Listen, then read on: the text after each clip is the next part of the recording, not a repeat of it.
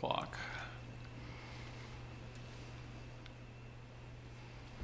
Are we ready to go? We're live, I can hear us. All right. So I will call this meeting of the July 18th, 2022 Charlottesville City Council hybrid meeting back to order. First, we need to have a motion to get us out of closed session. Thank you. Who's got that motion? I do. Okay. We're not physically visible. There we go. Now we are.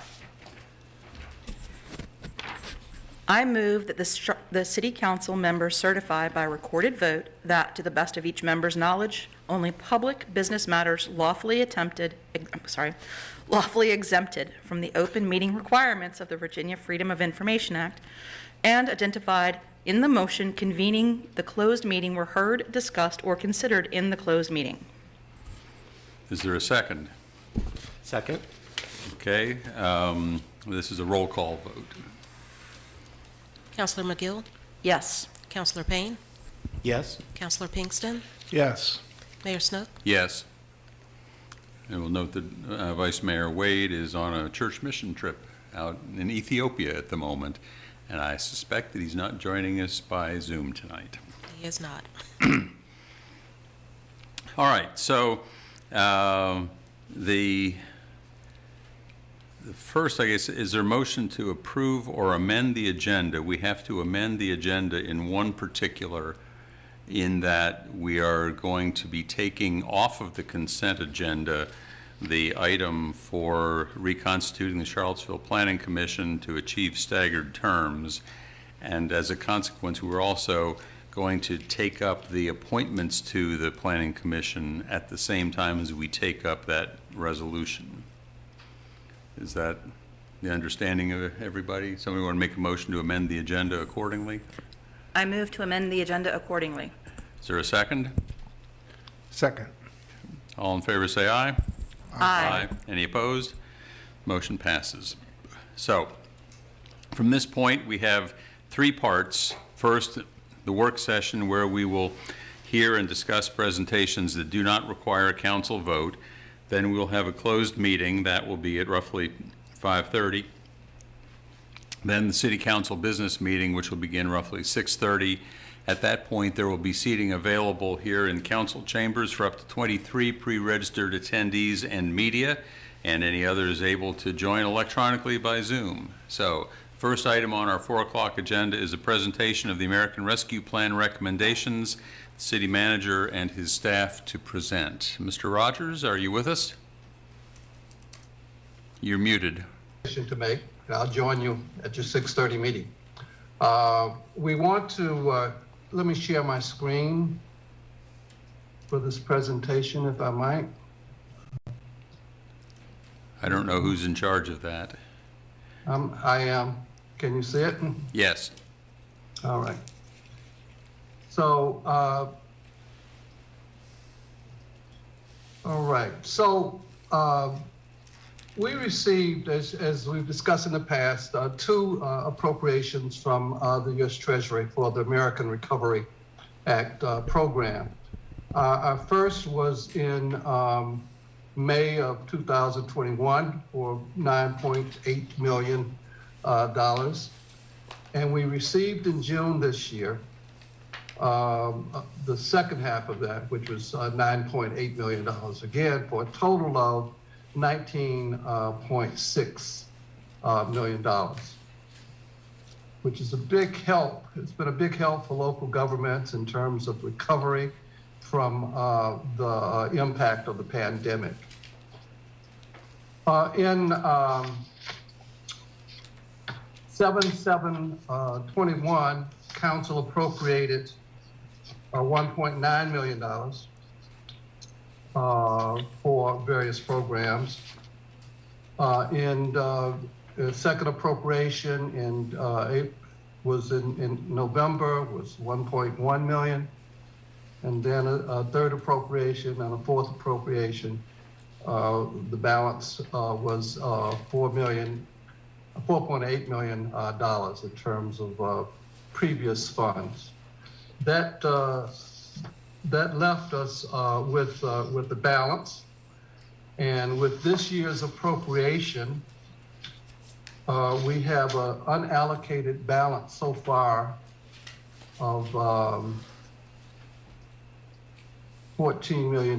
You can see that for the past appropriations, you did public health negative impact, $551,000. You did $2.2 million in negative economic impact, and public health was 2.2. All those helped in stabilizing the community. That left us with a balance to spend now between the two appropriations from the Treasury of $14,799,565. So we are coming to you tonight with proposed appropriations that will come back to you on August 1st with action for appropriation after discussion.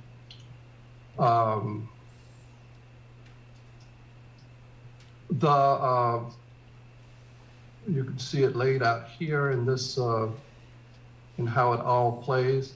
I would say that from the prior budget, FY23 budget discussions, we had set aside $2.2 million, or 15% of our balance, to take care of those things we said we would do in the 23 budget, for the 23 budget.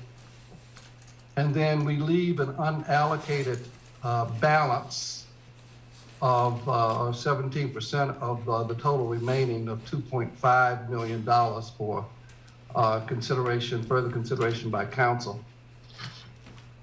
We have, in terms of our recommendations for economic development, the Charlottesville Albemarle Convention and Visitors Bureau of $750,000. This really is to help the Convention and Visitors Bureau recover from the economic impact from the downturn in the economy during the height of the pandemic. They received their funds from a percentage of the meals tax, and when the meals tax went down, that was a tremendous economic impact on them. And it was by agreement that the county and the city would both put in $750,000 to mitigate the impact that they had from loss of tax revenue. Then we've been talking about the downtown mall improvements. As you know, as I cited in my city manager's report, we've established an internal committee to look at a number of issues on the downtown mall. We've been in conversations with the Friends of Seville about activity on the mall and improvements that could be made. This $300,000 is really to help get us started, get the committee started, perhaps some consulting funds, perhaps some other low-hanging fruit on the mall to begin with to make improvements. I also should say that in a couple of years, we'll be facing 50-year anniversary of the downtown mall.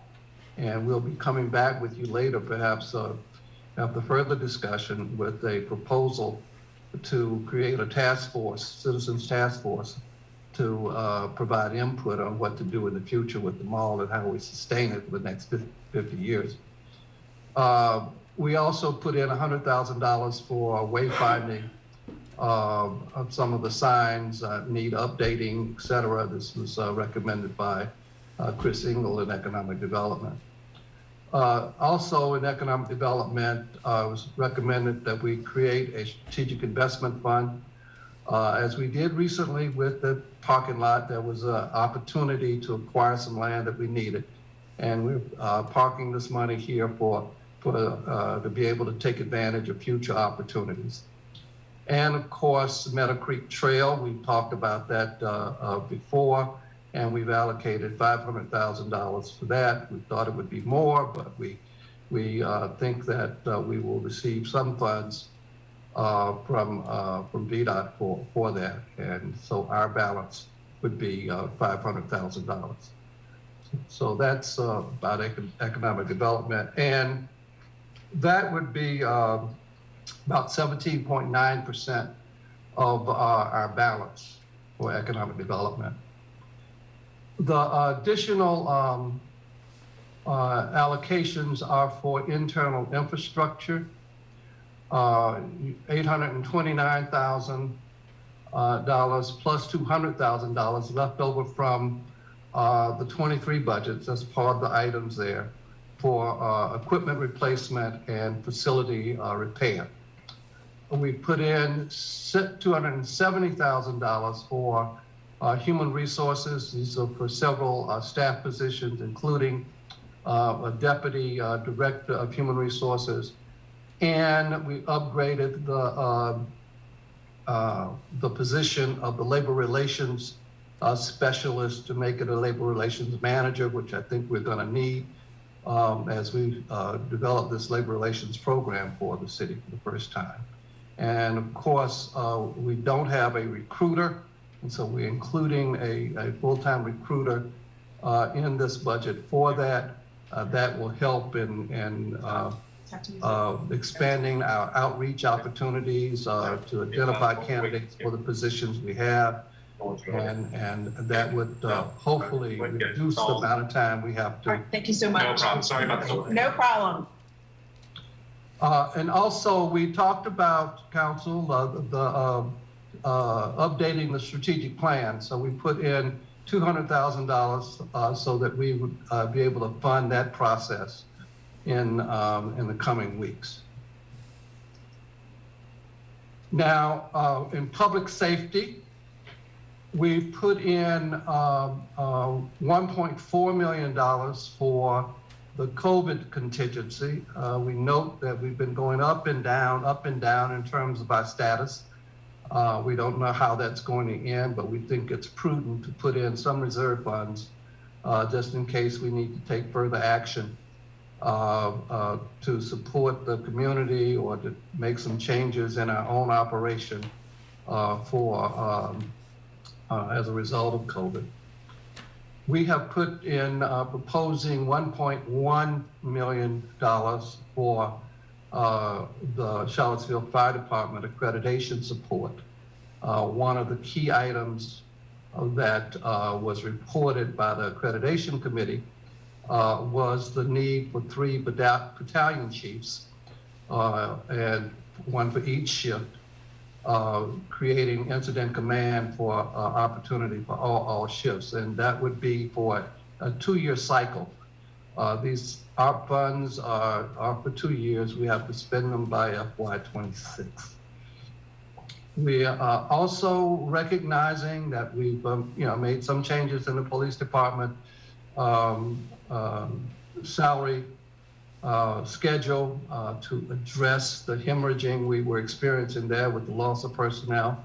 We have the same kind of issue in the fire department and the sheriff's department. We are adding these funds, $450 for the fire department and $50,000 for the sheriff's department as retention bonuses for these staff. And then, of course, there's been a lot of discussion on the Safe Routes to School fund. We've added $500,000, though higher amounts were suggested. In talking with staff, we believe we have other funds in the budget that can actually exceed the amount that has been suggested in the past by some of the communications from people. But this is a high priority area, and we are offering that for your consideration. And then for human services support, we've put in $700,000 for emergency assistance for pathways. This would be emergency rent subsidy. We put in $1.6 million for affordable housing and homeless services. We did an agency investment fund. The two would be $2.6 million. And this would be done by a competitive process separate from the Vibrant Communities because the Treasury requirements for documentation are different than Vibrant Communities, and so it will be a different competitive process that we're proposing. But that was for affordable housing, homeless services, and agency investment would be $2.6 million.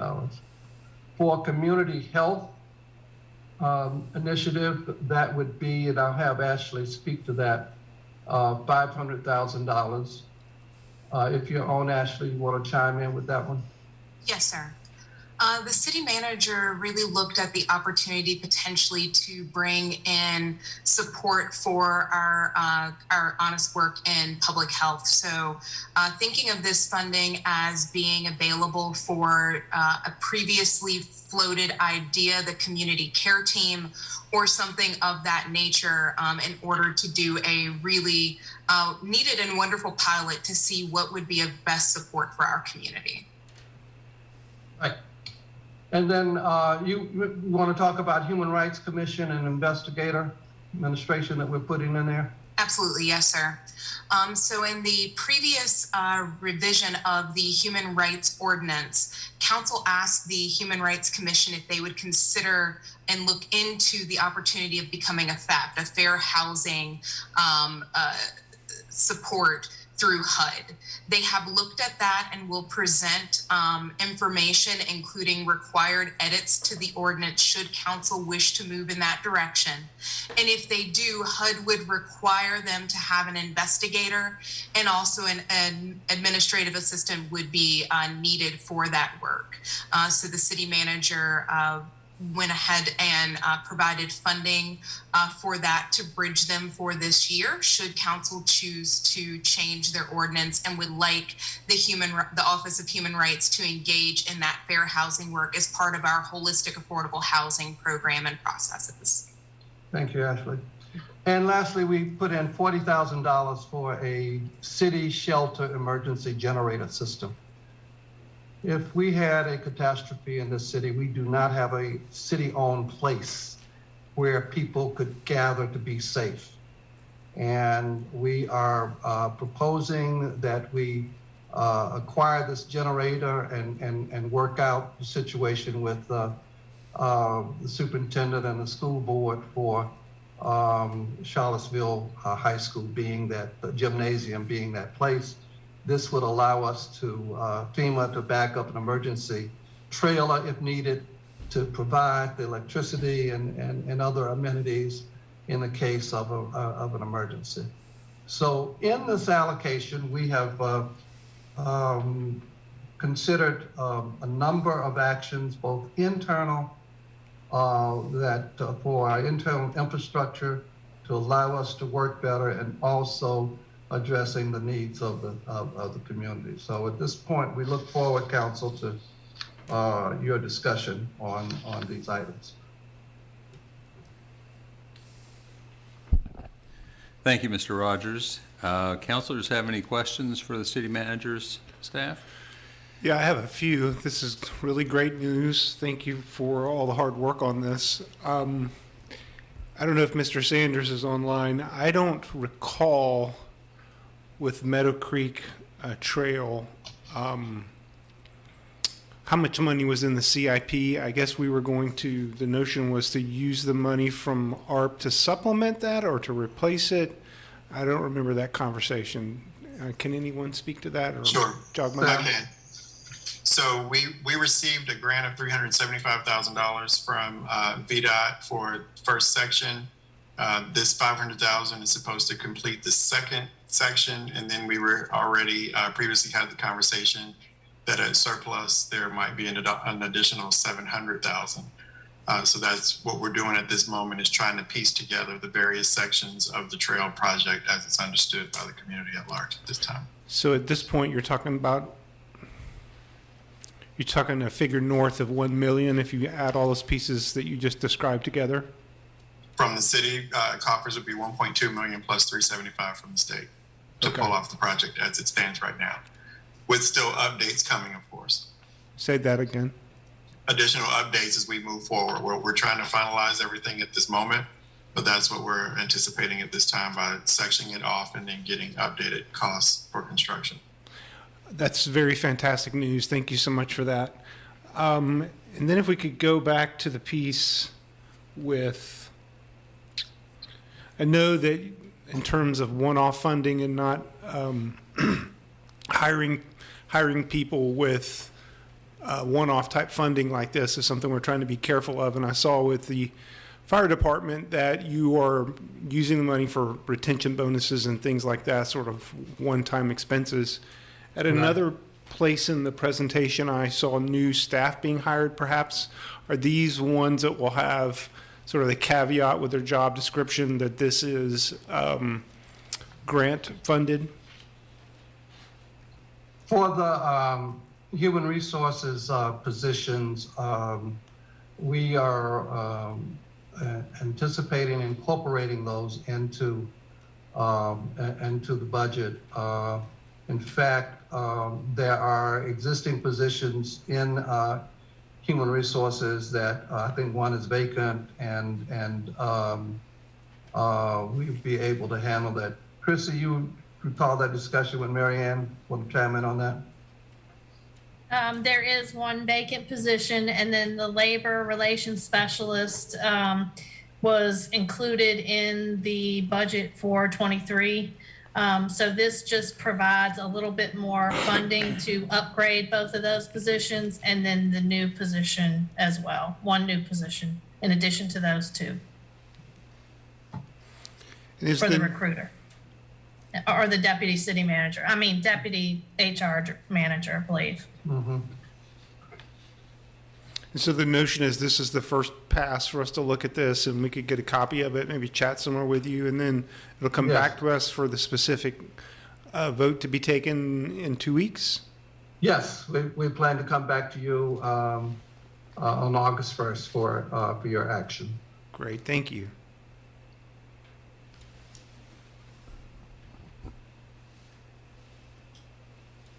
Questions over here?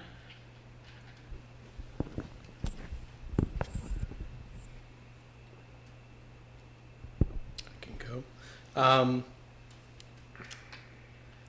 Could you discuss a little more in detail what the 500,000 for both the health initiative and community arts initiatives would be specifically? Okay. Ashley, you want to take the health initiative, restate that? Sure. So the reason why there's funding set aside for community health, and I am not exactly calling it a CCT, sir, is because at this point in time, we are very thankful to have our new deputy fire chief, Mr. Thomas, on. And so I know that our social services director, Ms. Sue Moffett, is working to meet with Mr. Thomas to make sure that whatever we propose to engage the community is a sound process, and that will fit into the work of both our social services, human services, and fire department's community outreach. So that funding, you may have seen that number before, was the cost allocation for a 2-year pilot of a CCT. But I do apologize that I'm not calling it a CCT only because that meeting has not yet occurred. It will actually occur tomorrow, and then we'll have more information moving forward. And with respect to the community arts investment, suggested a set aside of funds in order to allow the city manager's office the ability to support events or festivals in our community that bring together our citizens for remembrances and celebrations and educational opportunities. While there will be a process created to access these funds, I believe that this earmark to ensure we can support those who engage our community, or that the city as an organization can engage ourselves, is an important one, not only for potential economic development and visitors, but mainly to assure our own community feels a distinct sense of belonging and engagement through community gatherings. So this gives us some flexibility. We've discussed over from time to time, groups have come and sought funds from us to do various things. Some festivals, some outdoor activities. And this provides some money to do that, and it also allows the city to partner with some organizations to pull off some of these very worthwhile community events. Okay. Just a few more. The agency investment fund, could you speak in more detail about what that could look like and entail? The agency investment fund, this is outside of the Vibrant Communities Fund, as I indicated, and this would be for other organizations that have come forth at various times, not to name any right now. And council has expressed interest in supporting these organizations, but it's been off cycle and we haven't been able to do it. This provides another competitive opportunity for these organizations to be supported and after going through a competitive process and being in alignment with guidelines established by the Treasury Department for our funding. Okay. And the final questions about the economic development section. I know you touched on it briefly, but is there any more detail to provide about what the strategic investment fund within the economic development section is that land acquisition? Is that just to be determined? I think it could be land acquisition, but it does require, further discussion. And before we come back to you, we will have that further defined. But it's not any land acquisition that we have in mind today. It's something that gives us the flexibility, should something come up, to pursue an acquisition that might be in the city's best interest. Can I ask a question follow-up on that? Could that fund potentially be utilized for local businesses if we start hitting a pretty serious economic downturn, who are struggling to flatten their curve when it comes to inflation? I think that we can define it to meet the needs of the community. Okay. So yes. And for the $750,000 to the CACVB, you mentioned some sort of agreement with the county and the city and the CACVB. What was that specifically?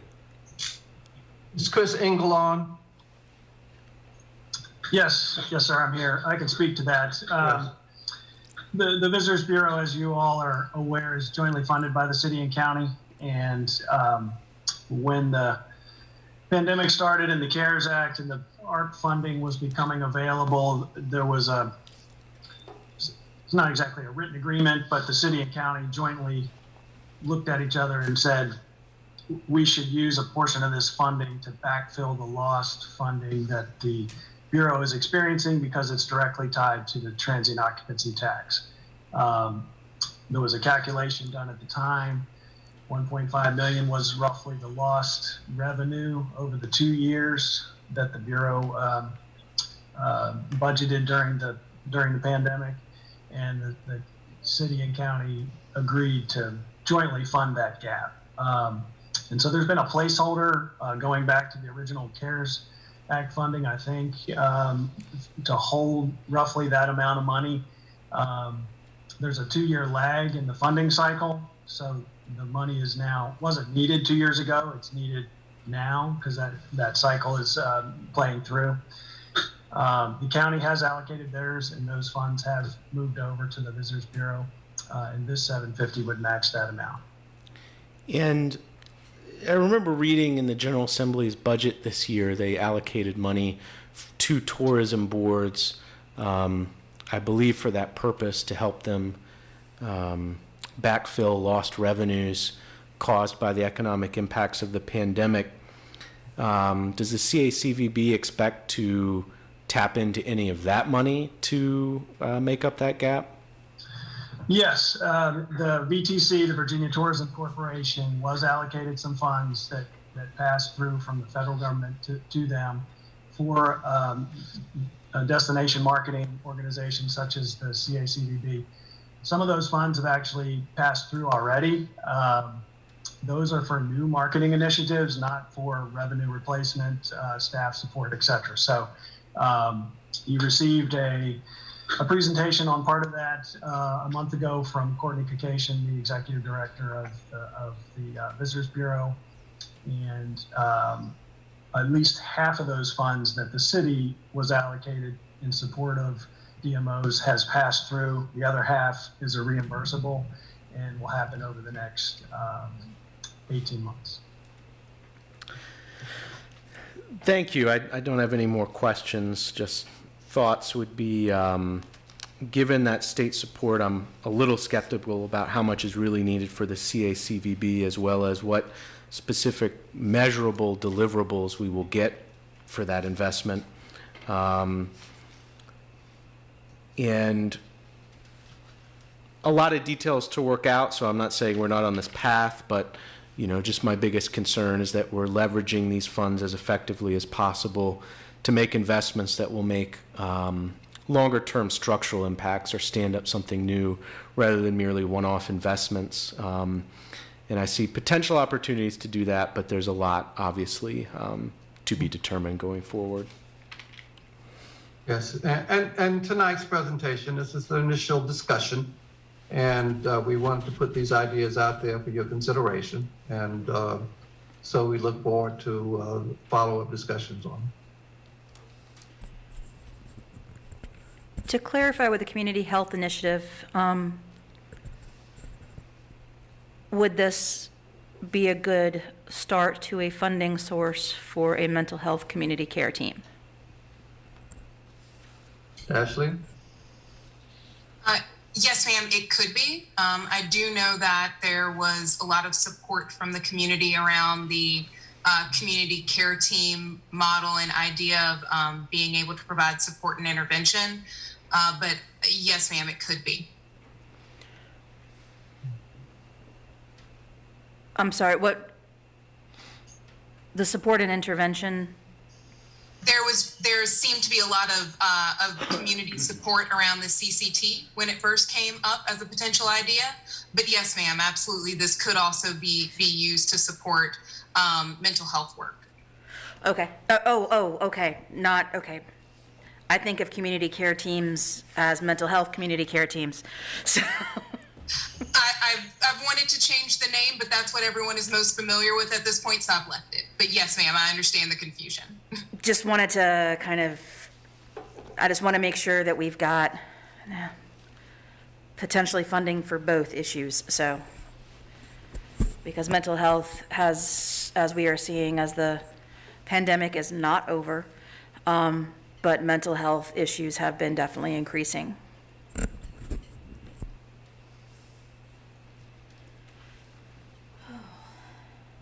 Okay. Anything else? And I want to point out, Council, that there remains a $2.5 million unallocated balance as well for your further consideration. So I look forward to your thoughts on how we approach that. And so I did have one more. There was $10 million for revenue replacement. Could you just help me walk through what that means and entails practically? Okay, Chris, Cullen, you're our op maven. Good afternoon, Mr. Mayor, members of council. So revenue replacement is one of the options available under ARP to local governments. This is one of the big differences between ARP and CARES.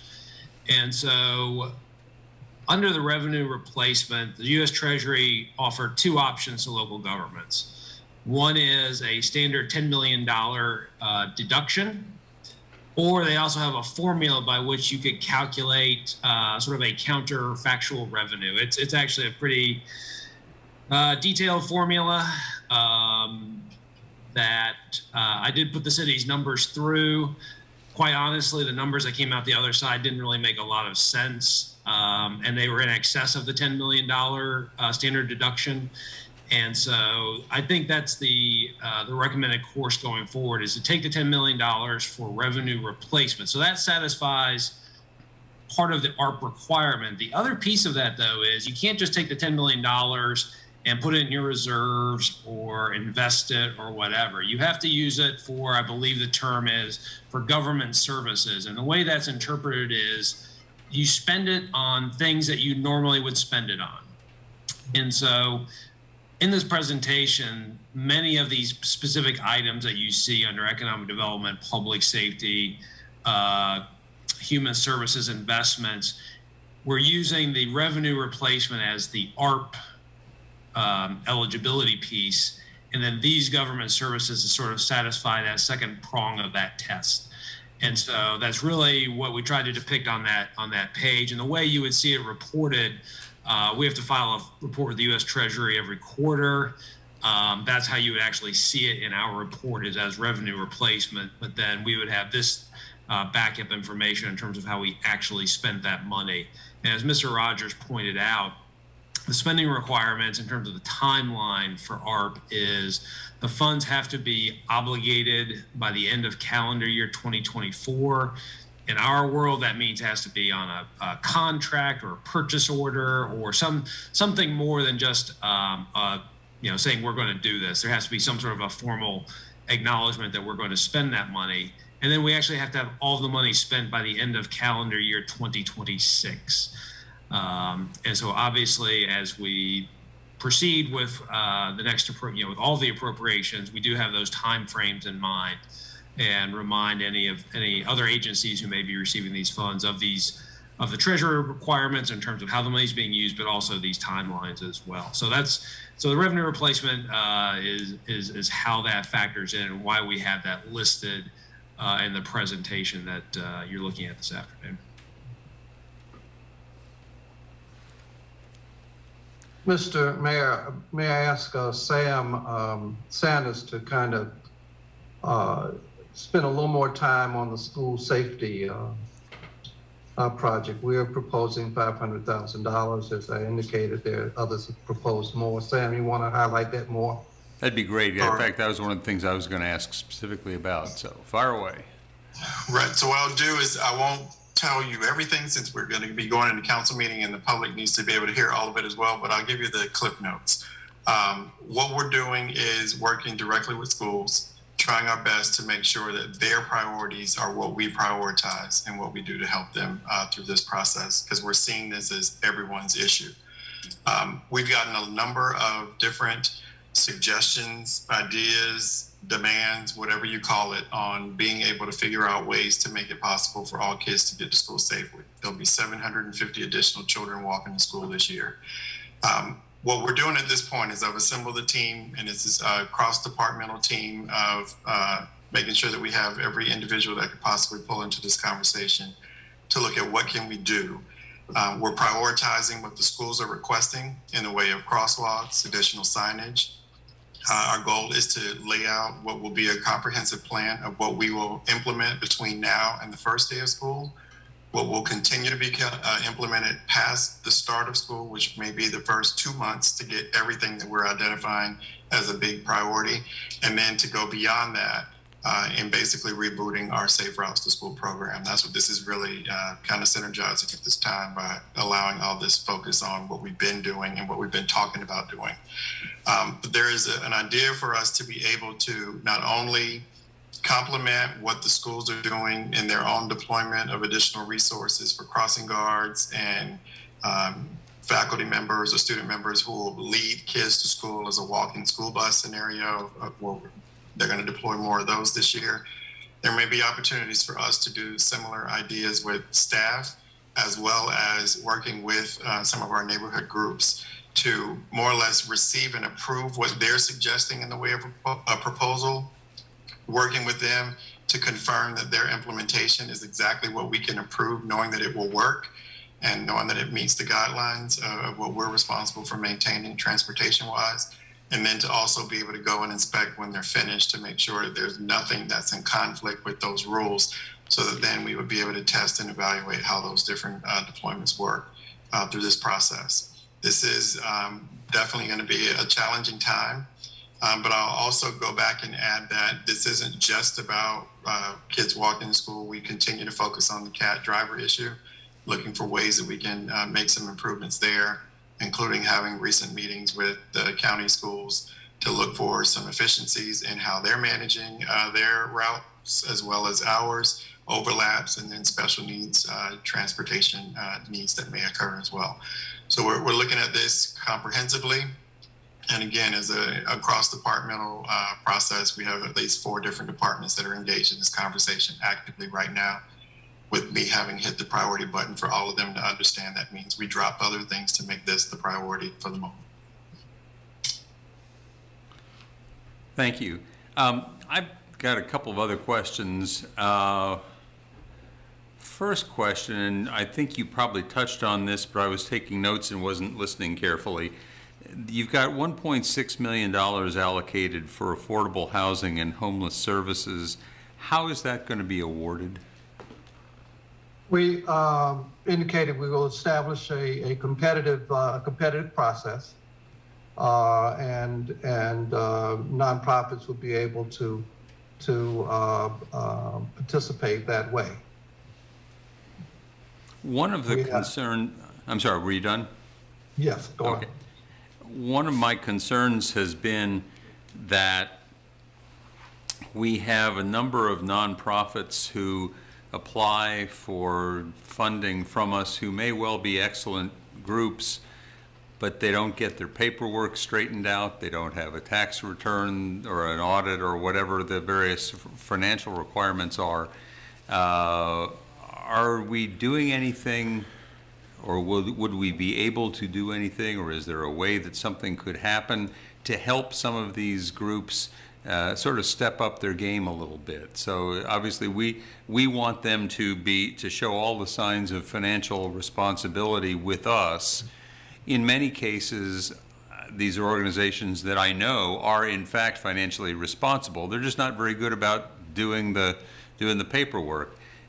Might we figure out a way to help some of these folks perhaps get connected to the Center for Nonprofit Excellence, or any of a number of other things that might be done to help them get their act together?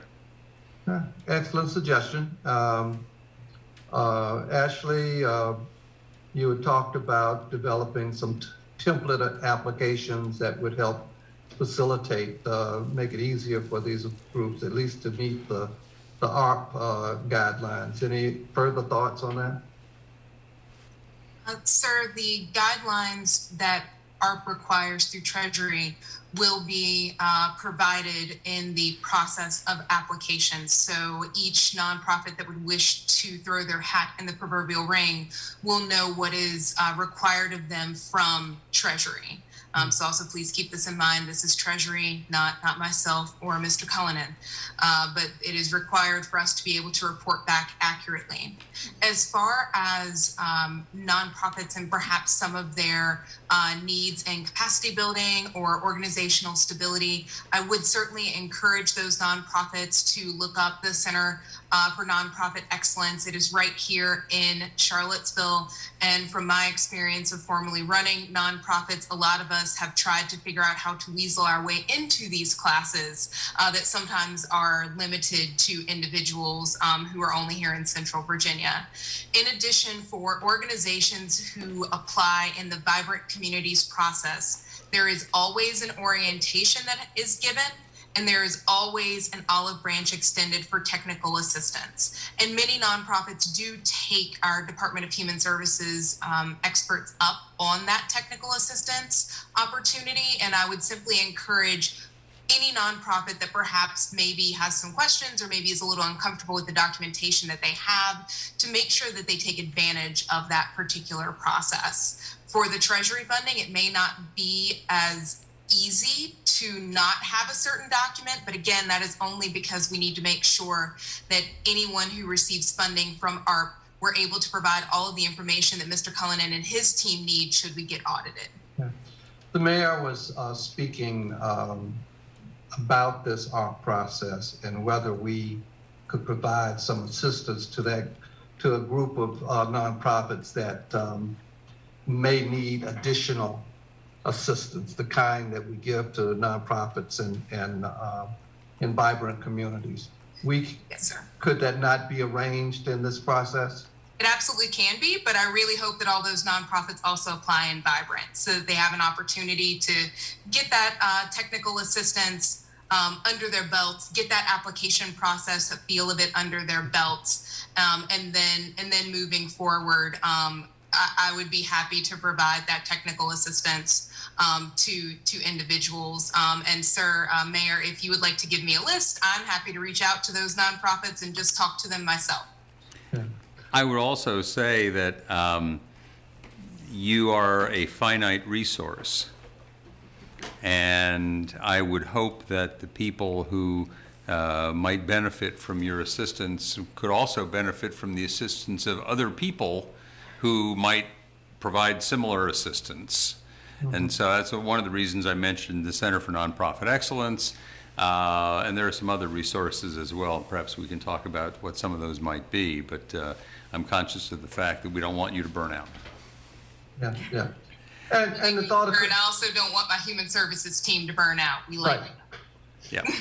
But it seems to me that there may be some opportunities to partner with some other organizations that are capable of providing this support for us, and we need to look at that. So I'm sensitive to where you are, Mr. Mayor, and we'll have further discussions around that to make sure that it's a successful program and the nonprofits that apply can have a successful experience.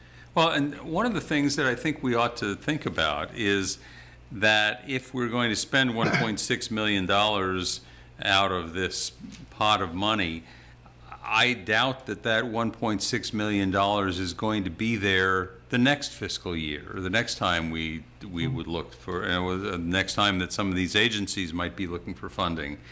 And part of what has to happen, I think, is that a lot of these agencies need to think about where other than the city government they might get their next round of funding, and whether that's from separate fundraising efforts of their own in the private philanthropy market, whether that is other grants, I don't know, but this leads to my next concern, both of which have the common theme of sustainability. The other piece of it is we're talking about a number of a number of employees that we're talking about having the city hire. How many of those employees and how much money are we going to have to find in next year's general fund to make this, or maybe it's the year beyond, depending on how exactly when the money gets spent, in order to make these important hires that you've talked about, to make them permanent parts of government? How much is that going to end up costing us that we're going to have to budget for a year down the road? Well, for the fire department, for the 3 battalion chiefs, that's about $550,000 a year that we would have to add in. We covered it for 2 years with these art funds, and with the Human Resources Department, that's another, we've estimated $270, so that's about $750,000, $800,000 that we've got to find. And the investigator in Human Rights Commission, that was another, was that 170, I think. 170, yeah. And so, you know, it comes up to be It's about $1 million. a little over additional $1 million that we have to absorb. Is that about right, Chrissy? Yes, sir.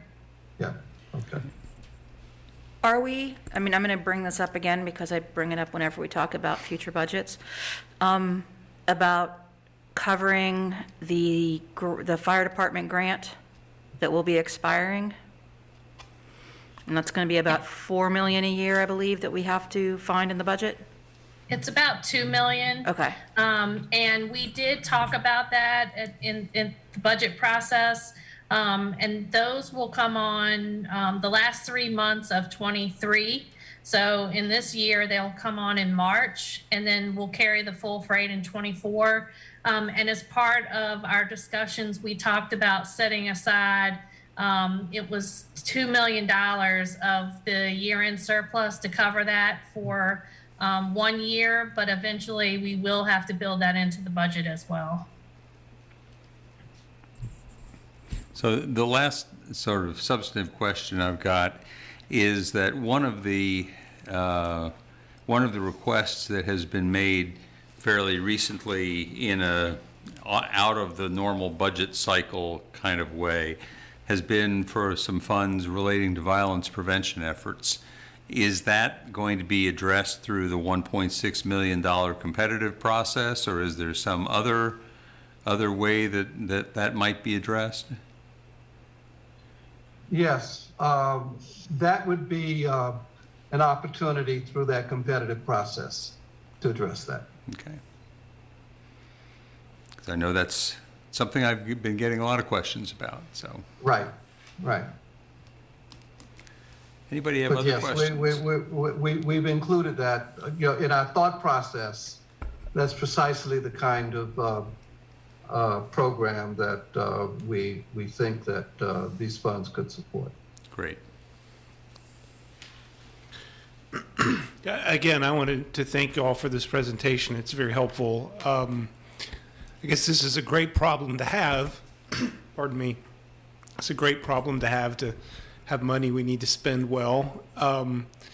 I guess just sort of a general sort of atmospheric reaction is that this is a lot of money to try to spend well in the time that we have, given our capacity as an organization. At least that's my impression.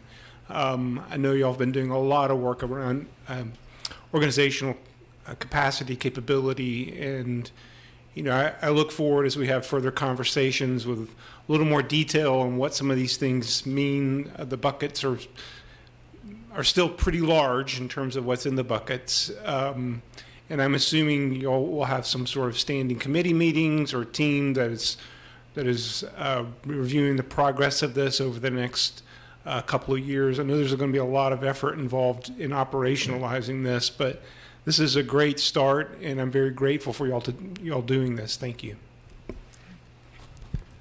Do we have other questions, comments from council? Any last words from the city manager in this respect?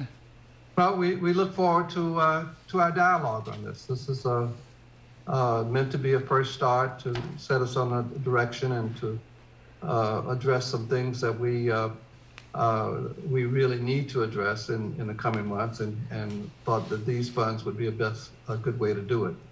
It's not the end all, so we look forward to your suggestions and coming together on it. And by the time we get to August 1st meeting.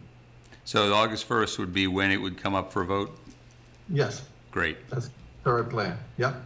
And is that, I mean, the one thing that is particularly urgent is dealing with the safe routes to schools. Obviously, August 1 is 2 weeks away, and we only have about 4 or 5 weeks before the beginning of school. Are things going to be moving along well enough to be able to do something before the first day of school? We talked about that. Sam, you want to highlight that conversation? Yes, sir. We do have funds available. As I mentioned, one of our drawbacks is that we've had some funds earmarked for these types of projects that have been stalled for various reasons. We can activate those funds as you're considering ARP and finalizing your plans in regards to those funds, but we most definitely can deploy the things that we have, resources as well as expenditures, without any problem. It's just more or less building a project list at this time. Okay, thank you. Anybody else? Well, that's the only thing we've got on our agenda for the 4 o'clock meeting. And we've got some other things to be dealing with in closed session. Should we go ahead and do the motion to go into closed session at this point, and then that'll give us a little extra time to resolve some of these other problems? Sure, I have that here. Okay? Pursuant to Section 2.2-3712 of the Virginia Code, I hereby move that the City Council close this open meeting and convene within a closed meeting as authorized by Virginia Code Section 2.2-3711A1, comma, A7 and A8, for consideration of future appointments by council to the city's planning commission and other boards and commissions, and legal consultation regarding compliance with requirements of Virginia Code 15.2-2212 and City Council ordinances and resolutions, and consultation and briefing by legal counsel regarding litigation, Charlottesville Circuit Court Case Number CL 21-116, because consultation or briefing in open meeting would adversely affect the negotiating or litigating posture of the city, and for legal advice on that litigation. Thank you. Is there a second to that motion? Second. Okay, this we can do just by voice vote. All in favor? Aye. Any opposed? Okay, the motion passes. City Council will now go into closed session, and are we coming back to the same link for those who are Zooming? Separately. Separate link, okay. Separate link for the 6:30 meeting. And we'll see you all, if there's anybody still out there, at 6:30. Thank you.